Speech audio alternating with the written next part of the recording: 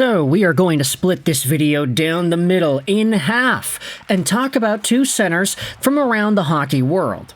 One of whom we are going to link to the Montreal Canadiens, and the other has been linked to the Habs in the past because of his very high-profile draft status. Today, we are diving into one name that the Habs could potentially get, and another former Hab whose overall run in the postseason is not really looking all too great. So, let's start off today's video by talking about Evgeny Kuznetsov, because an article published on TVA Sports yesterday talks about how Kuzi is flirting with the idea of an NHL return. The article is going to be linked in the description, and it says that this is what his agent, Shumi Babayev, stated in an interview with the Russian media Sport 24. After the 23-24 season, the NHL veteran left the Bettman circuit to return to the KHL. Kuznetsov played for SKA St. Petersburg, where he was notably a teammate of a certain Ivan Demidov. The Russian team and Kuznetsov mutually agreed to terminate the 33-year-old's contract last April. The process of finding a new club for Kuznetsov is going well. We're working on it.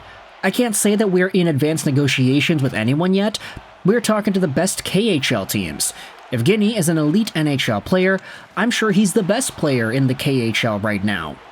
Kuznetsov's representative said, "Yeah, he's the best player in the KHL now that Ivan Demidov is gone." Okay, we're not going to go there. We are currently not negotiating with any North American clubs. If the most attractive offer comes from the NHL, then Evgeny will return there.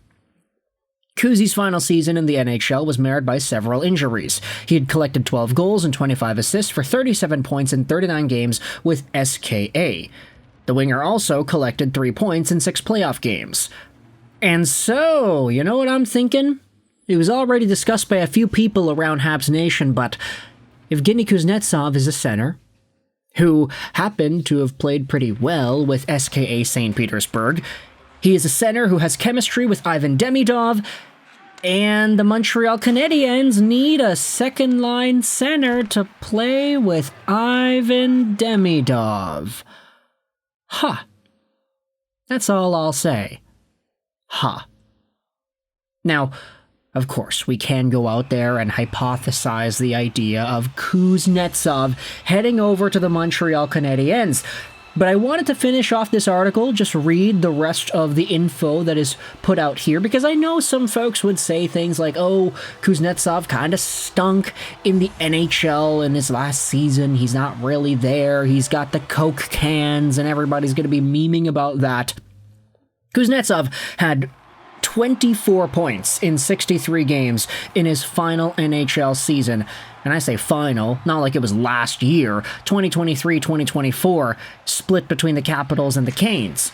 He is only 3 years away from having a point-per-game, 78-point in 79-game campaign with the Caps in 2022.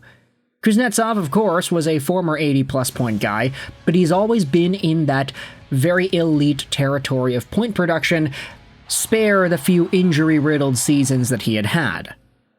Now, let's scroll back over onto the article here. The agent says that it turned out that Kuznetsov, who had just recovered from a concussion, suffered another one, the second in a single season. It's a truly terrible injury. His opponents bullied him. He also suffered from an acute respiratory viral infection. And I'm thinking about it like, oh, a respiratory infection. So the snorting jokes just write themselves. But ultimately, let's talk about Kuzi. Because if you're not confident in Kirby Dach's overall ability to maintain his NHL health, you're not really confident that Christian Dvorak is going to be a full-time second-line C, or you're not even confident that he's going to come back, if you don't want to push Jake Evans to being that top 6 guy, then why not try a flyer on Evgeny Kuznetsov? This guy already has ample chemistry with Ivan Demidov. He has sung praises to the moon and back about Demidov. And if there's anybody that can be a bigger believer in Demidov, that would be a possible free agent target, Evgeny Kuznetsov has to be right in that conversation, right? Not to mention the fact that his service is almost exactly what the Canadiens need. Second-line center who can play big minutes, who can score some big points, and who can do it all on a pretty reasonably cheap dollar amount. You're not going to be breaking the bank to sign Evgeny Kuznetsov, who had just spent a year in the KHL. Sure, you're not going to guarantee any production out of him. Sure, there are guys in the KHL who produced more than Evgeny Kuznetsov, who you would say are absolutely not great NHL players. We have to say this every single time, but the KHL just is not what it used to be in terms of guys that are able to produce and give some very reasonably high production in the NHL. You know who produced more points than Evgeny Kuznetsov this season in the Continental Hockey League? Well, Josh Leivo did. You know who had the same amount of points as Kuznetsov this year? Lyndon Vey and Reed Boucher.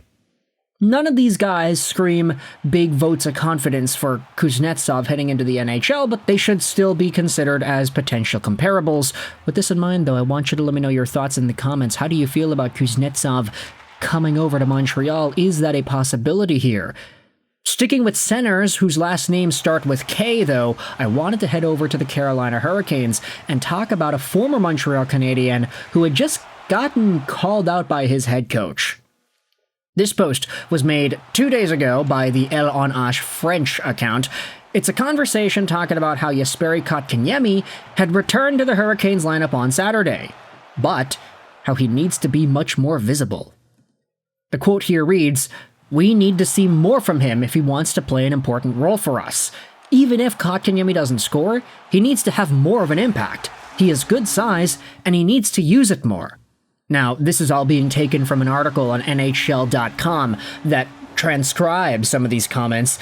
In his defense, the piece says, Kotkaniemi was used in a deep depth role, away from his team's attacking forward lines. He could find himself between Taylor Hall and Stankoven again on Saturday if the line combinations seen in the morning skate hold up until the game.